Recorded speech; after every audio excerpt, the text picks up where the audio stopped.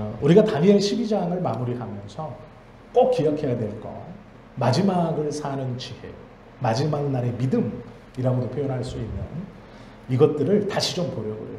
1절부터 4절까지가 끝날 같은 현실이 진정한 끝이 아님을 기억해야 한다. 즉 하나님이 끝났다고 할 때까지는 끝난 게 아니다라는 거예요. 이게 다니엘 12장 1절부터 4절까지의 내용입니다. 이것을 분명히 알 수 있는 것이 마태복음 24장 3절부터 14절까지 말씀이에요. 제가 한번 이 마태복음 말씀 읽어드릴게요. 예수께서 감람산 위에 앉으셨을 때에 제자들이 조용히 와서 이르되 우리에게 이르소서 어느 때에 이런 일이 있겠사오며 또 주의 임하심과 세상 끝에는 무슨 징조가 있사오리까? 이 제자들이 감람산에 있는 예수님께 물어요. 예수님이 감람산 꼭대기에 앉아 있으니 제자들이 옆에 와서 묻는 거예요. 어느 때에 이런 일이 있고 어느 때가 끝입니까? 즉 끝날에 대해서 물어요. 마지막 날에 대해서. 예수님이 이렇게 대답합니다. 예수께서 대답하여 이르시되 너희가 사람의 미혹을 받지 않도록 주의하라. 많은 사람이 내 이름으로 와서 이르되 나는 그리스도라 하여 많은 사람을 미혹하리라. 난리와 난리 소문을 듣겠으나 너희는 삼가 두려워하지 말라. 이런 일이 있어야 하되 아직 끝은 아니니라. 민족이 민족을 나라가 나라를 대적하여 일어나겠고 곳곳에 기근과 지진이 있으리니 이 모든 것은 재난의 시작이니라. 그때의 사람들이 너희를 환난에 넘겨주겠으며 너희를 죽이리니 너희가 내 이름 때문에 모든 민족에게 미움을 받으리라. 그때에 많은 사람이 실족하게 되어 서로 잡아주고 서로 미워하겠으며 거짓 선지자가 많이 일어나 많은 사람을 미혹하겠으며 불법이 성함으로 많은 사람의 사랑이 식어지리라. 그러나 끝까지 견디는 자는 구원을 얻으리라. 이 천국 복음이 모든 민족에게 증언되기 위하여 온 세상에 전파되리니 그제야 끝이 오리라. 이렇게 말씀하죠. 길고 어려운 내용 같지만 전혀 그렇지 않습니다. 중요한 게 뭐냐면 제자들이 예수님에게요, 세상 끝날이 언제입니까? 이렇게 물어요. 그런데 예수님이요, 대답을 희한하게 하세요. 대답을 좀 이렇게 돌려요. 그게 무엇이냐면 이런 징조가 있을 것인데 이건 시작이에요. 끝이 아니고 시작이에요. 전쟁과 전쟁이, 난리와 난리가, 소문과 소문이 어렵게 하고 우리를 환난 가운데 놓고 사람들이 서로 믿음의 사람들을 팔고 우리는 믿음 때문에 큰 고초를 당해요. 그런데 문제는 이게 시작이에요. 당하는 우리 입장에서 세상 끝나나 보다. 전쟁 났고 기근 있고 지진 나고 믿음으로 핍박받고 내가 끝나는 날 같지만 그게 시작이에요. 이게 징조의 시작입니다. 예수님이 뭐라 가르치냐면 그건 끝이 아니고 시작이다. 징조의 시작이다. 그러면 끝은 언제입니까? 분명히 말씀하죠. 이 모든 것이 다 이루어질 때까지 견디는 자가 있는 그날. 그리고 또한 하나님의 뜻이 다 이루어져야 끝이 온다라는 것. 즉 끝은 내가 고난받고 내가 핍박받고 내가 느끼는 어떤 날의 끝이 아니고 하나님의 뜻이 다 이루어지는 날이 끝이다. 이렇게 말하는 거예요. 징조는 우리가 느끼는 거예요. 우리가 경험합니다. 그런데 끝은요, 우리가 짐작할 수 없어요.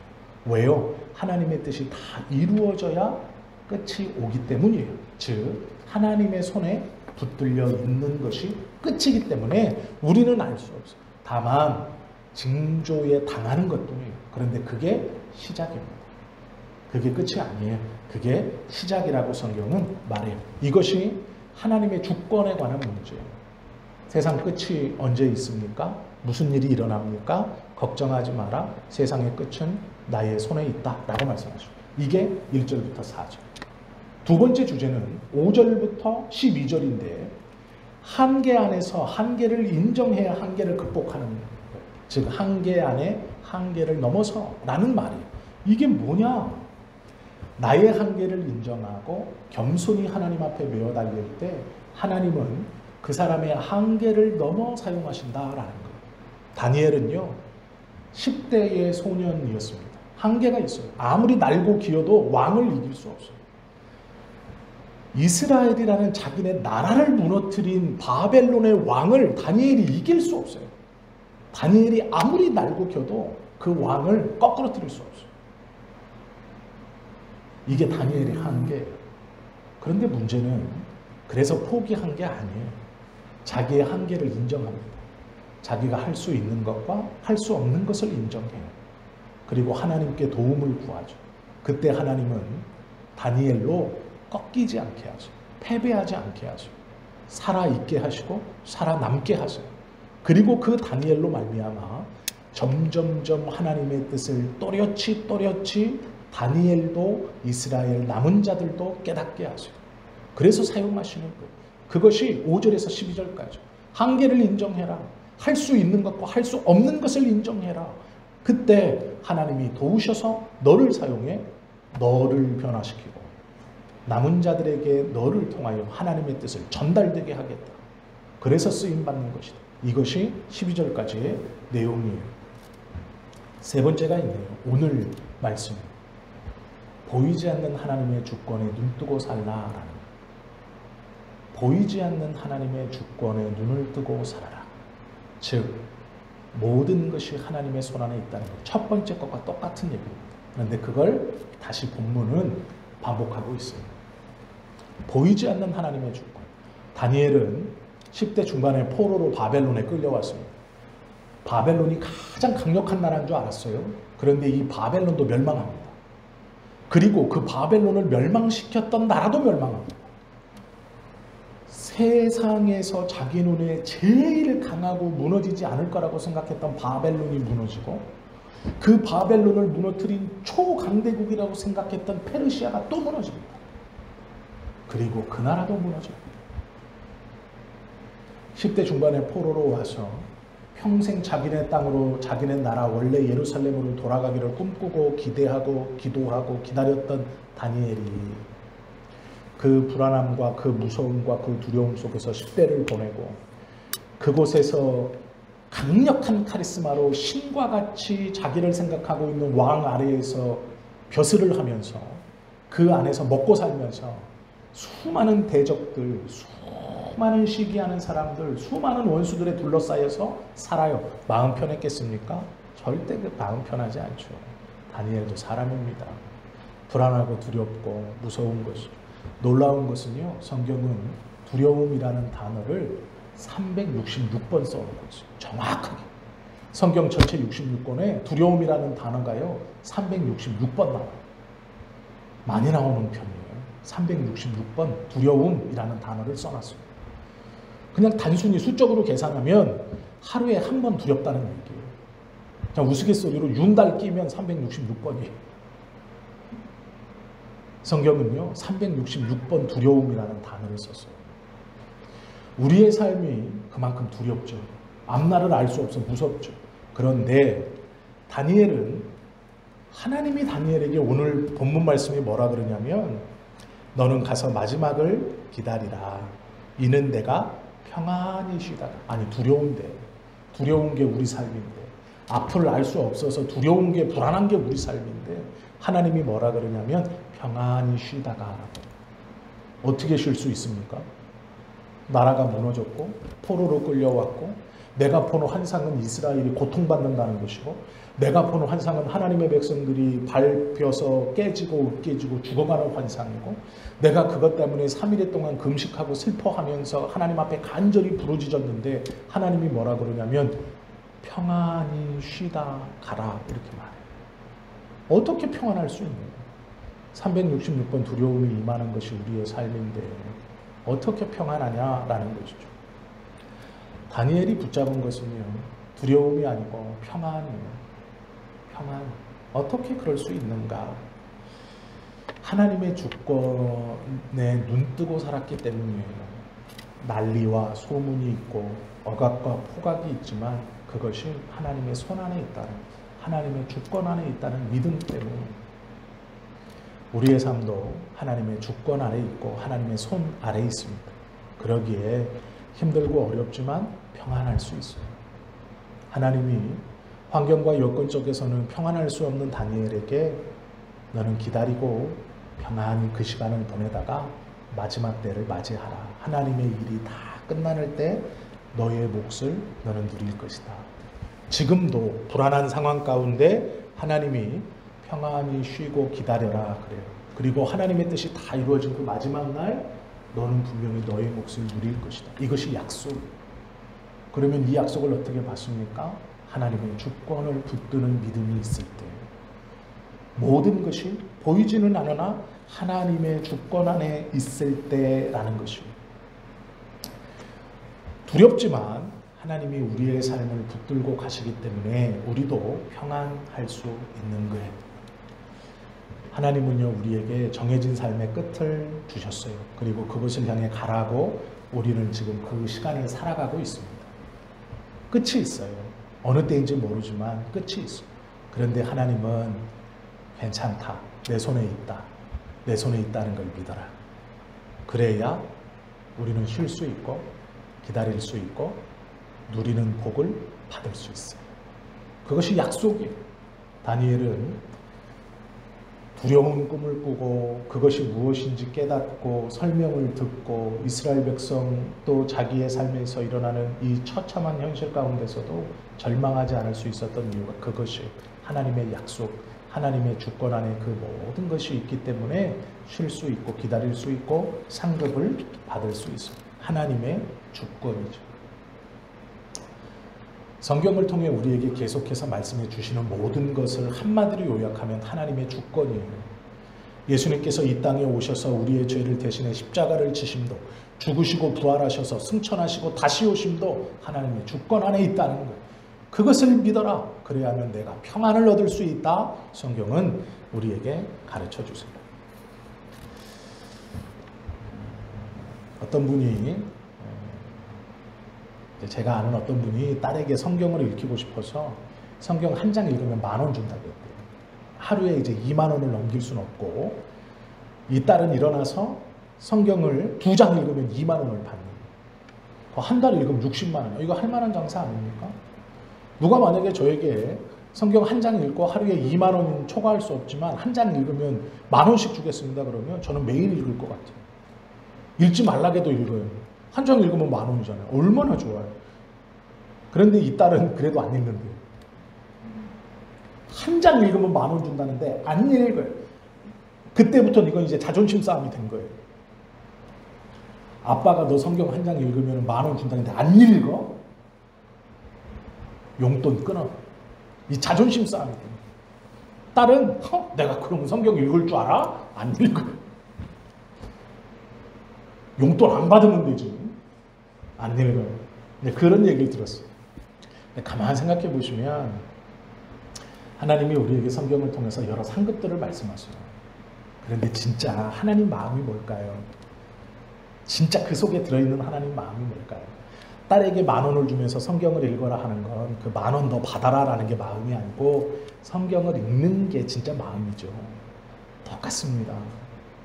하나님이 우리에게 성경을 통해 상급의 이야기를 하신 건 이 사람이 이렇게 해서 상급 받았으니 너도 이렇게 해서 상급 받아서 그 상급 가지고 잘 먹고 잘 살아요. 그게 마음이 아니고 그게 마음이 아니에요.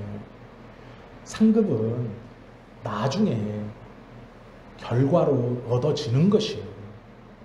과정이 중요해요. 과정. 상급이 목적이 되면 안 되고요. 그 과정. 이건 그냥 딸려 나오는 거고 그게 목적으로 쭉 가면 안 돼요. 그건 하나님의 마음을 모르는 거예요.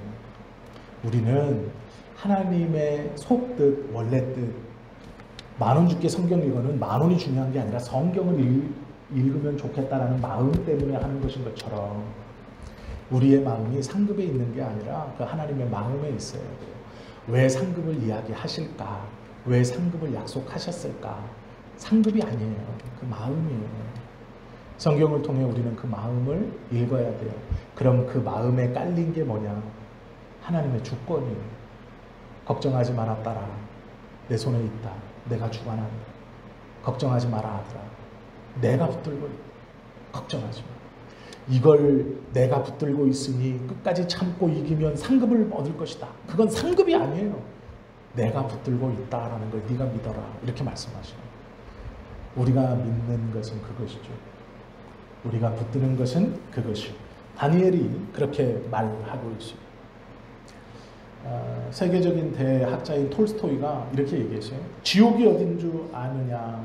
할 일이 없는 것이 지옥이다. 아무런 할 일이 없는 곳, 그곳이 바로 지옥이다.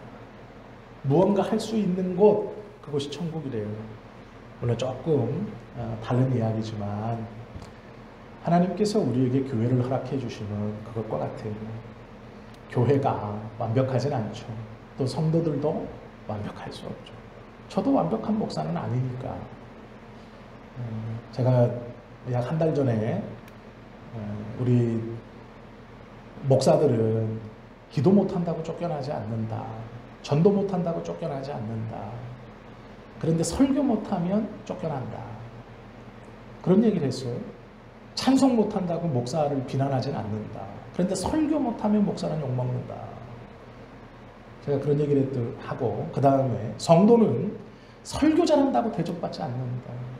성도는 기도 잘해야 대접받고 찬송 잘해야 대접받고 전도 잘해야 대접받고. 그랬더니 한 집사님이 오셔서 목사님은 설교만 잘하면 되고 성도들은 설교 빼고 다 잘해야 되네요. 뭐 이렇게 말하더라고요. 맞아요. 목사는 설교만 잘하면 돼요. 성도님들은요. 기도도 잘해야 되고 찬송도 잘해야 되고 전도도 잘해야 되고 봉사도 잘해야 되고 헌금도 잘해야 되고 설교 빼고 다 잘해야 돼요. 그래야 하나님이 기뻐하세요. 저는 설교만 잘하면 아무 말 안 해요. 하나님 말씀만 잘 전하면 돼요. 전도도 못해도 뭐 좀 그런 거지만 괜찮아요. 우리 성도님들은요. 설교 빼고 다 잘해야 돼요. 만능이 돼야 돼요. 왜 이 말을 하느냐. 하나님의 교회를 위해 무언가 할 수 있다는 건 그곳이 천국이에요. 하나님이 우리에게 무언가 맡겨주셨잖아요. 제가 비유로 말씀드리지만 저에게 맡겨주신 것은 말씀에 대한 사역이에요. 물론 다른 것도 다 노력해서 다 잘해야죠. 그러나 제일 중요한 건 말씀이에요. 우리 성도님들에게 중요한 건 뭘까요? 하나님의 주권을 믿는 것. 하나님의 주권을 믿는 것. 보이지 않는 하나님이 내 삶을 붙들고 가신다는 것. 이 모든 것이 나의 인생이 하나님의 손안에 있다는 것. 그거 믿는 것. 하나님이 그럴 때 쉼을 네가 누릴 수 있고 마지막 때 너의 몫을 네가 받을 수 있다라고 말씀하시는 겁니다. 다니엘을 이제 정리하면서 끝을 맺을게요. 그러면 우리가 이제 신앙생활을 하면서 한 가지 꼭 중요하게 여기려고 합니다. 시 중에 민들레꽃 한 송이라는 시가 있어요. 그 시 중에 이런 구절이 있습니다. 민들레가 스스로 피었다면 하늘이 뭐가 되고 하늘이 피었다고 하면 민들레가 뭐가 되냐라는 말이 있어요. 이게 뭘까요? 다니엘서를 가만히 읽어보세요. 다니엘이 다 했습니다. 그러면 하나님 뭐가 돼요? 그런데 반대로 하나님이 다 하셨습니다. 그럼 다니엘은 뭐가 돼요? 아니에요. 다니엘서를 읽어보면 다니엘은요 몸부림쳐요. 하나님 말씀대로 살려고 하루에 3번씩 예루살렘을 향하여 기도해요. 쉽지 않아요. 왕의 법령이 반포되었고 인장반지가 찍힌 것을 총리로 모르지 않지만 여전히 매일 하던 대로 창문을 열고 예루살렘을 위해서 하루에 3번 하나님을 향해 기도해요. 이건 다니엘의 몸부림이에요. 내가 왕의 진미를 거절하겠습니다. 그러나 학문은 배우겠습니다. 이건 몸부림이에요.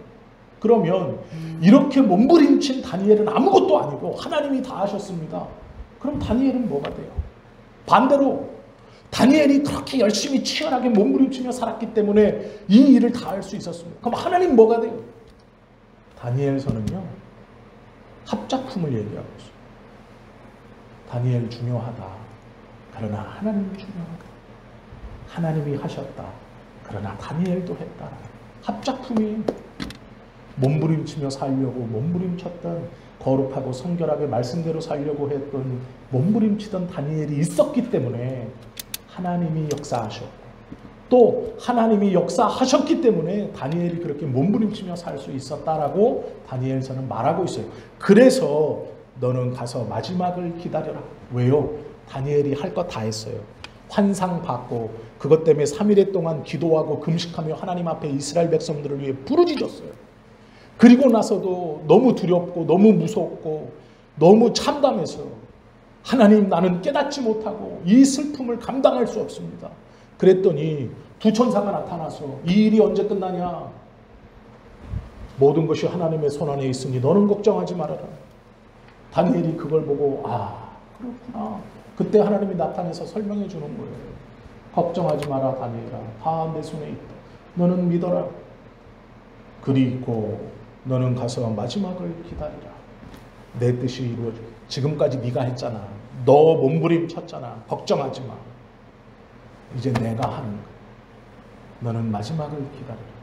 두고 보라는 거예요. 내가 일하는 거. 어떻게 역사하는지.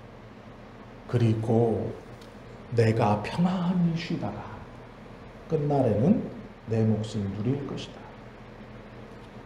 네가 했고 내가 하고 네가 하고 네가 하고. 이게 다니엘 마지막이에요. 다니엘 12장을 마무리하면서 우리가 꼭 기억해야 될 거, 내가 하고 하나님이 하고 하나님이 하고 내가 하고 라는 거. 우리의 신앙은요, 우리의 믿음은 하나님과 내가 합작하는 거예요. 내 열심을 하나님은 과소평가하지 않았어요. 너 그건 뭐냐? 내가 다 했지. 하나님 그렇게 말씀하지 않아요.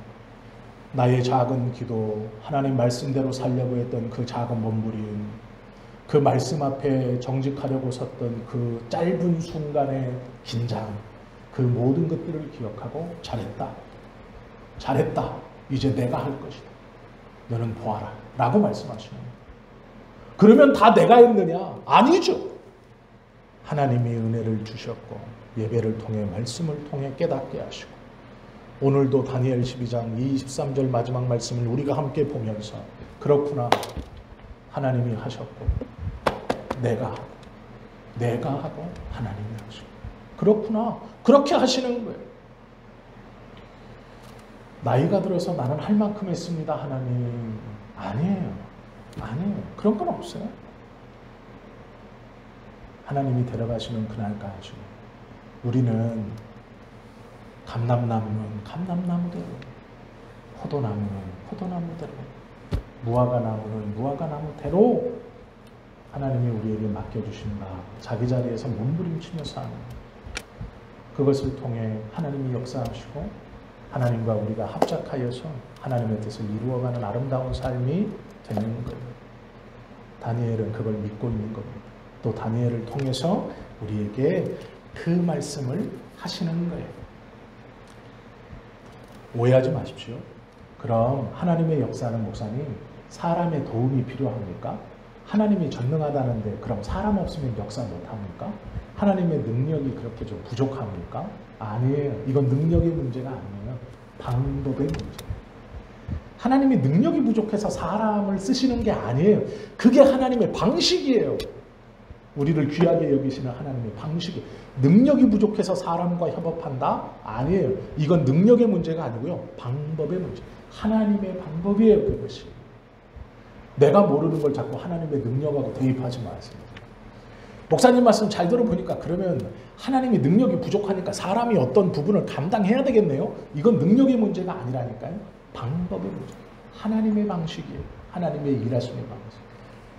능력이 풍성하신 하나님이 방식으로 사람과 협력하시는 거. 이건 다른 문제입니다. 능력이 부족하셔서가 아니에요.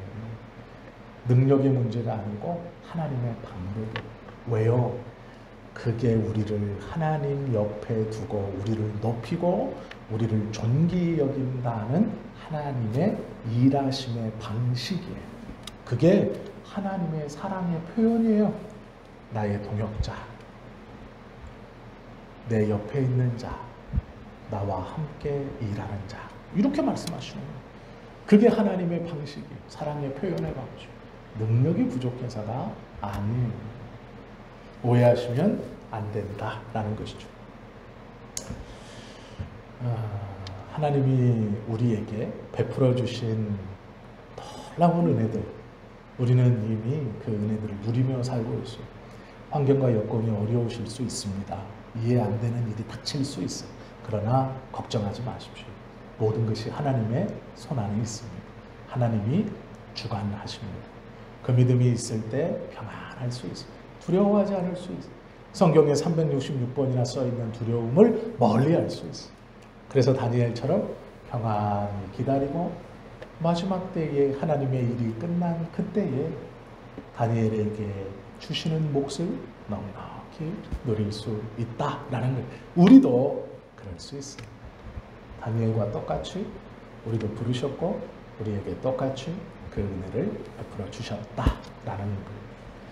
이것을 믿고 이 은혜로 하루하루를 살아가는 저와 여러분 모두 되시기를 예수님의 이름으로 축원합니다. 기도드립니다.